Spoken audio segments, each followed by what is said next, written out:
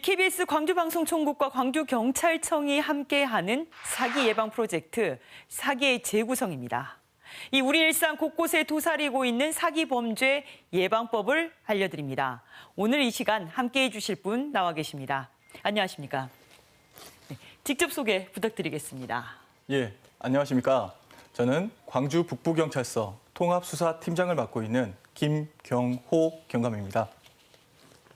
네, 반갑습니다, 경감님. 오늘 다뤄볼 사기 유형은 어떤 겁니까? 예, 제가 준비한 화면부터 주의 깊게 보시겠습니다. 네. 왼쪽 대화창을 보면 택배 거래가 가능한지 묻고 가능하다는 답변이 옵니다. 옆에 대화창에서도 비슷한 이야기가 오가는데 사실 이건 중고거래 사기범과 피해자가 나눈 대화입니다. 그런데 언뜻 보면 평범한 물품 거래 대화 같습니다. 뭐가 문제라는 겁니까? 자세히 보면 석연치 않은 점이 있습니다. 사기범은 이용자에게 직거래가 아닌 택배 거래를 유도하고 또 다른 대화창에서는 현금 지급이 아닌 개인 계좌 이체를 유도하고 있는 건데요. 이럴 때는 한 번쯤 사기로 의심해 봐야 합니다. 몇 년 새에 중고 물품 거래를 쉽게 할 수 있는 온라인 플랫폼이 생겨나고 이용자가 많아지면서 이를 악용한 사기 범죄가 늘고 있는 겁니다. 그런데 이 중고거래 사이트에서의 사기 범죄는 워낙 많았지 않습니까? 그런데 어떻게 기존 유형과 달라지게 있다는 건지 궁금합니다. 물론 있습니다. 과거에는 개인 간 물품 사기가 많았다면 최근에는 보이스피싱처럼 조직적으로 범죄가 이루어지고 있다는 점입니다. 저희 팀이 인터넷 물품 사기 조직을 검거했는데 불과 2달 사이에 1,500명이나 피해를 당했습니다. 이 조직한테 당한 피해자가 1,500명이나 된다고요? 그러면 아무리 소액이어도 피해액도 어마어마할 것 같습니다. 예, 그렇습니다. 무려 13억 원 가까이 됩니다. 와, 말씀하신 것처럼 이런 사기가 보이스피싱 범죄처럼 조직적으로 이루어진다면 속수무책으로 당할 수밖에 없을 것 같습니다. 그렇습니다. 이들의 범죄는 치밀하게 진행됩니다. 우선 익명성을 위해 타인의 신분증, 타인 명의의 계좌와 휴대전화를 사용합니다. 그리고 각자의 역할에 따라 대포 통장을 제공하는 총책, 피해자와 연락하는 사기 유인책, 타인 명의의 통장을 수집하는 대포 통장 모집책, 범죄 수익금을 현금화하는 자금 세탁책의 임무를 수행합니다. 그리고 조직원 간의 연락은 보안이 철저한 텔레그램으로만 이루어집니다. 이렇게 디자인팀도 있고 자금 세탁책도 있고 매우 조직적입니다. 그렇다면 이렇게 역할 분담을 한 다음에는 어떻게 이 피해자들에게, 이용자들에게 접근하는 겁니까? 앞서 말씀드렸듯이 물건을 싸게 팔면서 택배 거래를 유도하는 경우가 많습니다. 보시는 것들은 중고거래 사이트에 올라온 사진들인데 네. 요즘에는 구매자들이 판매자에게 인증을 요구합니다. 이럴 때 범죄 조직은 컴퓨터로 조작한 가짜 물품 사진, 위조 신분증, 택배 운송장 사진을 보여주며 피해자들을 안심시킵니다.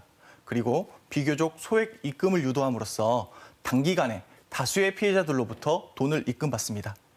아니, 실물도 있고 주민등록증도 있고 또 어떻게 배송했는지까지 나오면 얼핏 봐도 감쪽 같습니다. 그렇다면 이런 피해를 예방하기 위해서 이 중고거래 플랫폼에도 안전결제 서비스라는 게 있지 않습니까? 그렇습니다. 네. 그런데 사기 방법도 그에 맞춰 진화하고 있습니다. 사기범들이 피해자에게 유명 포털 사이트의 결제창과 유사한 가짜 결제창을 보낸 뒤 가상 계좌 송금을 유도하는 건데요. 이때 피해자가 그 계좌로 물건 금액을 입금하면 수수료가 납부되지 않았으니 다시 입금해달라. 그런 요구를 하는 겁니다. 그런데 이런 결제창은 가짜인 겁니다. 이런 결제창을 받는다면 저도 혹할 것 같습니다. 진짜처럼 보이거든요. 이처럼 어느 사기 범죄처럼 수법은 점점 진화하고 피해는 늘고 있는데 특히 물품 거래 사기범들은 검거가 쉽지 않다고 들었습니다. 그렇습니다. 범죄자들은 대포폰, 대포통장, 그리고 대포 계정을 사용하고 텔레그램으로 연락을 주고받습니다. 그렇다 보니 추적이 쉽지 않는데요. 네. 올 상반기 광주경찰청에서 인터넷 물품 사기는 총 1,661건이 발생했는데 그중 1,033명을 검거해서 검거율이 62%밖에 되지 않습니다. 절반이 넘는 검거율, 굉장히 많이 노력을 하셨습니다. 그럼에도 불구하고 피해자들 이 피해를 쉽게 받을 수 없다라고 들었는데, 이처럼 물품 거래 사기범들은 온라인 거래의 취약점을 노리고 있는 거죠. 또 교묘하게 범죄도 진화하고 있는 겁니다. 그렇다면 예방법밖에 없을 것 같습니다. 어떤 예방책을 알려주실 수 있을까요? 예, 앞서 말씀드렸듯이 택배 거래 유도는 한 번쯤 사기를 의심해 보셔야 합니다. 그리고 두 번째로 안전거래 URL을 보낸다면 100% 사기입니다. 그리고 마지막으로 사기범들은 익명성에 숨어서 범행을 저지릅니다. 그렇다면 사기범들의 익명성을 깨트릴 방법을 고민해 봤을 때 네. 비대면 거래라도 상대의 얼굴과 물건을 확인할 수 있다면 물품 사기를 예방할 수 있을 거라고 판단했습니다.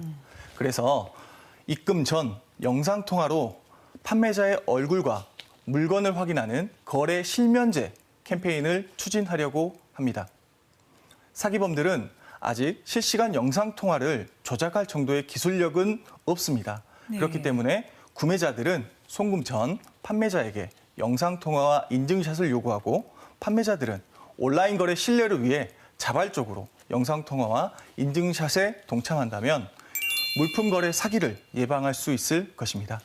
알겠습니다. 택배 거래는 일단 의심은 해봐야 되겠는데, 안전거래 결제 사이트를 누군가 직접 보낸다면 그거는 100% 사기다라고 의심을 해야겠습니다.